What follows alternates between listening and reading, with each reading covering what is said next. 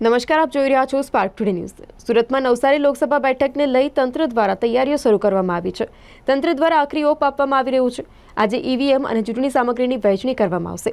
નવસારી લોકસભા મત વિસ્તાર માટે ડિસ્પેચિંગ કરવામાં આવશે। 4 વિધાનસભા માટે ઈવીએમની વહેંચણી કરાશે। ત્યારે સમગ્ર સુરત શહેરમાં 251 મતદાન મથક ઉપર નવસારી બેઠક ઉપરની ચૂંટણી યોજાશે। વિવિધ બૂથ પર પોલીસ બંદોબસ્તની વચ્ચે ઈવીએમ પહોંચશે। સુરત શહેરમાં 4266 પોલીસ જવાનો તૈનાત રહેશે। जिल्लाમાં 2200થી વધુ પોલીસ જવાનો હાજર રહેશે। Surat police commissioner 4 JCP, DCP, ACP सहित स्टाफ हाजिर रहेशे। राहुल चौधरी ARO 165 मजूरा।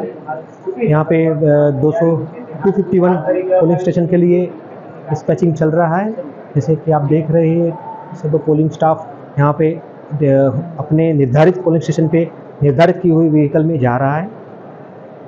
सर, कितने बूथ है और कितनी स्टाफ है? गर्मी के लिए क्या सुविधा है? यहाँ पे 251 पोलिंग स्टेशन है और अप्रोक्सीमेट 1500 जितना स्टाफ काम करेगा। और यहाँ पे गर्मी के लिए मंडप शेड की व्यवस्था है, पानी की व्यवस्था है और पोलिंग स्टाफ के लिए ज़रूरी ORS की व्यवस्था भी की गई है। सर, कोई संवेदनशील विस्तार है? नहीं, यहाँ पे संवेदनशील इतना विस्तार नहीं है। जो है वहाँ पे military force, police personal department से उनकी ज़रूरी आने की व्यवस्था हो गई है। सर, मतदान करने के लिए लोग ज़्यादा से ज़्यादा है, उसके लिए क्या संदेश? मतदान के लिए लोग आए, CCI की गाइडलाइन के मुताबिक आके मतदान करें। गर्मी है तो अपना ख्याल रखें, इसलिए मेरा अनुरोध है कि गर्मी में अपना ख्याल रखें, मतदान करें। सर, गर्मी के लिए बूथ के बाहर कोई सुविधा है?